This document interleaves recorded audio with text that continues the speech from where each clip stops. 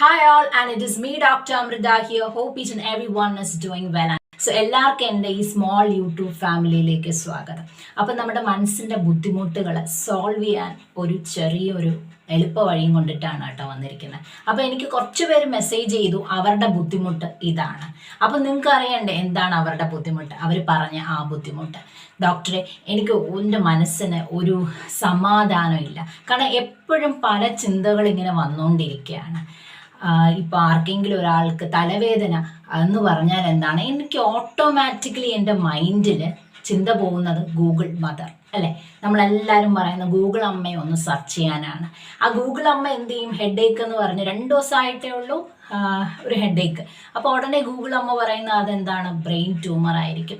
അപ്പോൾ ഇത് കേൾക്കുമ്പോൾ എന്ത് പറ്റും, ഇത് കാണുമ്പോഴല്ലേ, കേൾക്കുമ്പോഴെന്ന് പറയാൻ പറ്റത്തില്ല, ഇത് കാണുമ്പോൾ എന്ത് പറ്റും, മൈൻഡ് ഓട്ടോമാറ്റിക്കലി ടെൻഷൻ തുടങ്ങും.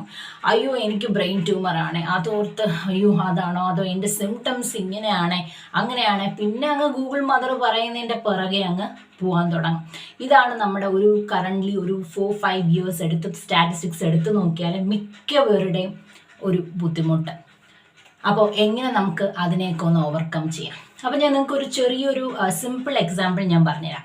അപ്പോൾ അതികഠിനമായ തലവേദന ശരിയാണ്, നമുക്കൊരു സെറിബ്രൽ ട്യൂമറിൻ്റെ ലക്ഷണം തന്നെയാണ്, അസഹനീയമായ.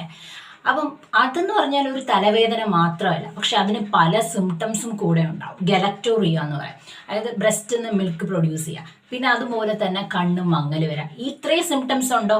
ഇല്ല.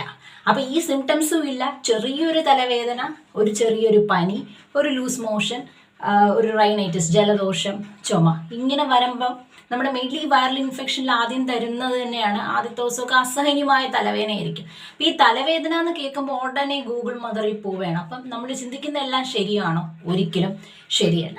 അപ്പോൾ ഞാൻ പറയുന്നത് നിങ്ങളോട്, നമുക്കൊരു അസുഖം ഉണ്ടെങ്കിൽ നമ്മൾ ഗൂഗിൾ മദറിൽ പോയി ആദ്യം നോക്കി സെർച്ച് ചെയ്യണം എന്നല്ല, കഴിയുന്നതും ഗൂഗിൾ മദറിനെ അവോയ്ഡ് ചെയ്യാം. അങ്ങനെ നമുക്ക് ചിന്തിക്കാനാണെങ്കിൽ ഒരുപാട് ചിന്തകളുണ്ട്. എന്ന് പറഞ്ഞാൽ ആർക്ക് വേണോ എപ്പോൾ വേണോ ഒരു അസുഖം വരാം. നമ്മൾ മനുഷ്യനായിട്ട് ജനിക്കുമ്പോൾ പല അസുഖങ്ങളും നമ്മളെ തേടി വരും എന്നത് ഒരു നാച്ചുറൽ ഓഫ് കോസ് തന്നെയാണ്. അപ്പോൾ നമ്മൾ മനസ്സിന് എപ്പോഴും അസുഖം എന്നൊരു ചിന്ത നമ്മുടെ മൈൻഡിൽ നമ്മൾ കൊടുക്കേണ്ടതായിട്ടില്ല. നമ്മുടെ മൈൻഡിൽ നമ്മൾ എന്താണോ പറഞ്ഞു കൊടുക്കുന്നത് അതുപോലെയാണ് നമ്മുടെ മൈൻഡ് ട്യൂൺഡ് ആവുന്നത്. അപ്പം നമ്മൾ ചെയ്യുന്ന പ്രവൃത്തി, നമ്മൾ ചിന്തിക്കുമ്പോഴും എല്ലാം കയറി വരുന്നത് അങ്ങനെയാണ്. അപ്പം ഇങ്ങനെ ചിന്തകൾ വരെയാണ്. അപ്പം എനിക്ക് ആ അസുഖമുണ്ടോ, ഈ അസുഖമുണ്ടോ, കാരണം നമ്മൾ അതിലോട്ട് മൈൻഡിനെ ഫോക്കസ് ചെയ്ത് ചിന്ത കൊടുക്കുമ്പോഴാണ് ആ മനസ്സ് അങ്ങോട്ട് പോകുന്നത്. അപ്പം ഇങ്ങനത്തെ ചിന്തകൾ വരുന്നവരെ കുറച്ച് മ്യൂസിക്, നിങ്ങൾക്ക് എന്താണോ ഇഷ്ടമുള്ളത് അത് കേൾക്കാം. മ്യൂസിക് കേൾക്കുന്നവർക്ക് മ്യൂസിക് കേൾക്കാം, ധ്യാനിക്കണം, മെഡിറ്റേഷൻ ചെയ്യണം, അത് ഈശ്വരനിലോട്ട് ഫോക്കസ് ചെയ്യണം. അങ്ങനെ ഇഷ്ടപ്പെടുന്നവർക്ക് അങ്ങനെ മൈൻഡിനെ ഫോക്കസ് ചെയ്തിട്ട് അതിലോട്ട് കൊടുത്തു വിടാം. അസുഖമാണോ, ഈ അസുഖമാണോ എന്നൊക്കെ ഉണ്ടെങ്കിൽ എന്ത് ചെയ്യുക, ഒരു 3 months കൂടുമ്പോൾ ഒക്കെ ഒന്ന് blood test, CBC complete blood count, നമ്മുടെ TC എല്ലാം, WBC പ്ലേറ്റ്ലെറ്റ് ഒക്കെ വരും. ഒരു 10-200 രൂപയുടെ ഒരു ടെസ്റ്റാണ് എങ്കിൽ അങ്ങനെ ചെയ്ത് നോക്കിയാൽ മനസ്സമാധാനം കിട്ടുമെങ്കിൽ അങ്ങനെ ചെയ്യുന്നതിൽ പ്രശ്നമില്ല. അസുഖങ്ങൾ വരുമ്പോൾ പെട്ടെന്ന് കയറി മൈൻഡിനെ ടെൻഷൻ അടിച്ച് അങ്ങനെ കൊണ്ടുപോകണ്ട. അപ്പം അങ്ങനെ കൊണ്ടുപോകുമ്പോൾ എന്ത് പറ്റും, മൈൻഡിൽ വീണ്ടും സ്ട്രെസ്സായി. അപ്പോൾ എന്തൊരു അസുഖം നമ്മൾ കാണുമ്പോഴും നമ്മുടെ മൈൻഡിലോട്ട്, ഇപ്പോൾ മറ്റൊരാൾക്ക് കുറച്ച് നാളായി എനിക്കിപ്പം എന്താണ് മുട്ടുവേദനയുണ്ട്, ഒരാൾക്ക് വരുമ്പോൾ എന്താണ്, പിന്നെ ഓട്ടോമാറ്റിക്കലി ചിന്തിച്ചിട്ട് നമുക്കും അയ്യോ എൻ്റെ മുട്ടും ഇപ്പോൾ വേദനയുണ്ടല്ലോ, എൻ്റെ ഒരു സിംറ്റംസ് ആണ്, അതൊരു ഗ്രൂപ്പ് ഓഫ് ചെയിൻസ് ഓഫ് അങ്ങനെ പോവുകയാണ് മനസ്സ്. അപ്പം അങ്ങനെയൊക്കെ ഒരുപാട് ചിന്തകളിൽ നിങ്ങൾ ബുദ്ധിമുട്ട് അനുഭവിക്കുന്നുണ്ടെങ്കിൽ നിങ്ങളുടെ മൈൻഡിൽ എന്താണ് ഇഷ്ടം, ചിലവർക്ക് പടം വരയ്ക്കാൻ ഇഷ്ടമായിരിക്കാം, ചിലവർക്ക് എഴുതാൻ ഇഷ്ടമായിരിക്കാം, ചിലവർക്ക് മ്യൂസിക് കേൾക്കാൻ ഇഷ്ടമാണ്. അപ്പം നിങ്ങൾക്ക് എന്തൊക്കെയാണ് ഇഷ്ടമുള്ളത് അതിലോട്ട് മനസ്സിനെ കൊണ്ടുപോകാൻ ശ്രമിക്കുക. പിന്നെ ഞാൻ നിങ്ങൾക്കൊരു സ്റ്റോറി പറഞ്ഞുതരാം. ഇത് എൻ്റെ ഒരു ഫ്രണ്ടാണ്, ഒരു ഫേമസ് ആയിട്ടൊരു ഡോക്ടറായിരുന്നു. പുള്ളിക്കാരത്തേക്ക് ഒരു കാലിലൊരു ഇൻഗ്രോയിൻ നെയിൽ ഉണ്ടായിരുന്നു. അപ്പം ഇൻഗ്രോയിൻ നെയിൽ എന്ന് വെച്ചാൽ നെയിൽ അകത്തോട്ട് വളർന്നിട്ട് അത് കുറച്ച് സ്വെല്ലിംഗ് ആയിട്ട് കുറച്ച് ബുദ്ധിമുട്ടായിരുന്നു. അപ്പം നല്ല മിടുക്കിയ ഒരു ഡോക്ടറായിരുന്നു. സർജനെ കാണിച്ചു. സർജനെ കാണിച്ചിട്ട് മരുന്ന് വെച്ചിട്ട് കുറവില്ല, മരുന്നെടുത്തിട്ട് കുറവില്ല. പിന്നെ ഡെർമറ്റോളജിസ്റ്റിനെ കാണിച്ചു. അവർ വൺ ഓഫ് ദ ഫേമസ് ഡോക്ടറായിരുന്നു. അപ്പോൾ ഒരു ദിവസം ചെറുതായിട്ടൊന്ന് ബ്ലീഡ് ചെയ്യാൻ തുടങ്ങിയപ്പോൾ ഡോക്ടർ ഫോൺ നമ്പർ കൊടുത്തിട്ടുണ്ടായിരുന്നു, വിളിച്ച് എന്താണ് റിവ്യൂ പറയാൻ. അപ്പോൾ വിളിച്ചപ്പോൾ ഡോക്ടർ പറയാണ്, ഓ എനിക്ക് ഗ്ലോമസ് ട്യൂമർ ആയിരിക്കാം. അപ്പോൾ ഇത് കേട്ടപ്പോൾ എന്ത് പറ്റി, ആ കുട്ടി പാനിക് ആവാൻ തുടങ്ങി.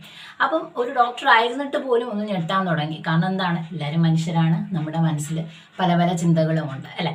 അപ്പോൾ അങ്ങനെ ആയപ്പോൾ എന്ത് പറ്റി, ഫുഡ് കഴിക്കുന്ന കുറേശ്ശെ കുറയാൻ തുടങ്ങി. അപ്പോൾ ഒരു ഡോക്ടറിന് തന്നെ ഇങ്ങനെ ഗ്ലോമസ് ട്യൂമർ ആണെന്ന് കേട്ടപ്പോൾ തന്നെ എന്ത് പറ്റി, ടെൻഷൻ ആവാൻ തുടങ്ങി. അപ്പോൾ ഫൈനലി ആ ഡോക്ടർ എന്ത് ചെയ്തു, വേറെ ഒരു പ്ലാസ്റ്റിക് സർജനെ കാണിച്ചു. അപ്പോൾ പ്ലാസ്റ്റിക് സർജനെ കാണിച്ചപ്പോൾ എന്താണ്, ആ സാറ് എന്നും കാണുന്ന ഒരു കണ്ടീഷൻ തന്നെയാണ് ഇത്. ഇൻഗ്രോയിൻ നെയിലാകുമ്പോൾ അകത്തോട്ട് നെയിൽ വളരുമ്പോൾ അതിന് സ്പേസ് ഇല്ല. അപ്പോൾ അടുത്തുള്ള ഫാറ്റി ടിഷ്യൂസ് ഒക്കെ എന്ത് പറ്റും, ഫാറ്റ് ടിഷ്യൂസ് ഒക്കെ ജാംഡ് ആകുമ്പോൾ ഓഫ് കോഴ്സ് ഇൻഫ്ലമേഷൻ, ബ്ലഡ് വന്നിരിക്കും.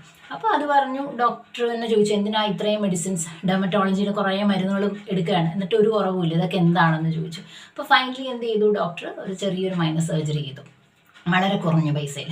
അപ്പോഴേക്കും അതങ്ങ് മാറി. ഇന്നിപ്പോൾ ആ കാല് കണ്ടാൽ സർജറി ചെയ്ത കാലാണെന്ന് പോലും പറയത്തില്ല.